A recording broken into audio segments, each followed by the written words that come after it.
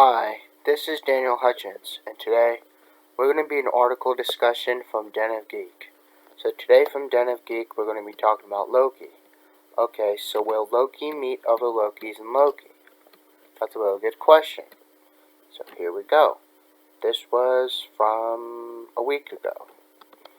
What's cooler than one Loki? Like a bunch of Lokis. Or at least what Marvel fans think of Loki. The next MCU Disney Plus effort isn't set to premiere for another week. Now keep in mind this is an old article, but many online observers can't help but entertain the possibilities that the show's time-traveling plot represents.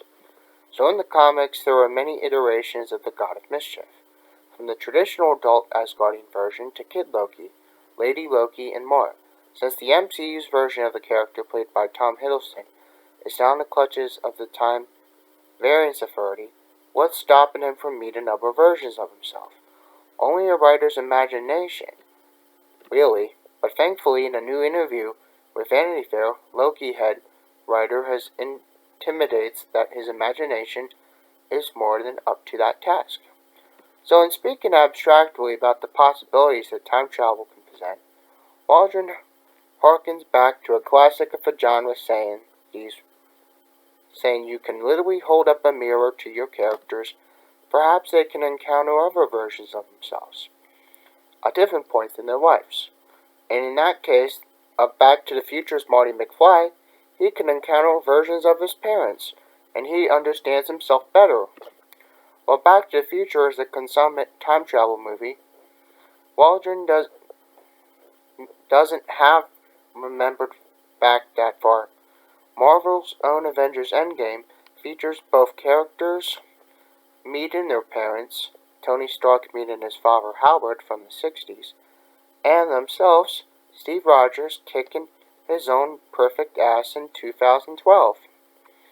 When pressed as to whether Loki meeting himself could be similarly literized, Waldron told Vanity Fair this.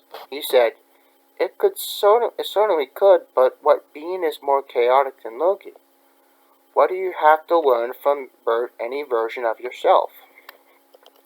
But the piece goes on to clarify that Marvel is steadfastly refusing to answer whether other versions of Loki will pop up from Disney Plus series, as if their right sense it would be a fairly fun surprise, but it does still seem pretty clear that's a viable and exciting direction for the story to go. But the show has a dynamic character in Loki, an endlessly charming actor to play him in Tom Hiddleston. The storytelling mechanics to produce more of him, it would be malpractice not to. So fans online have also noted that actor Richard E. Grant does not currently have a character confirmed for Loki. Not only that, but he also just happens to resemble an older version of Tom Hiddleston. Curious indeed, yes. So it also must be noted that Loki is set to feature an alternate version of him to begin with. But that Loki that survived through the events of Thor Ragnarok and Avengers Infinity War is dead. This version is straight from 2012's Avengers and has not gone through the same character arc as his primary timeline partner. Loki will already present us with all new Lokis of some sorts. But what's a few more? Okay, so Loki has already just premiered on Wednesday, June the 9th on Disney Plus. Now, if you guys haven't checked out Loki yet, I recommend you guys check it out, because if you like your God of Mischief, now that might be the right show for you.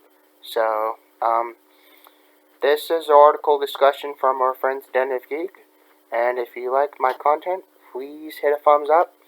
And if you didn't, that's okay, we all understand. It's not for everyone, but again, if you like it, please hit that thumbs up, and make sure you subscribe, and have a wonderful rest of your evening. Bye.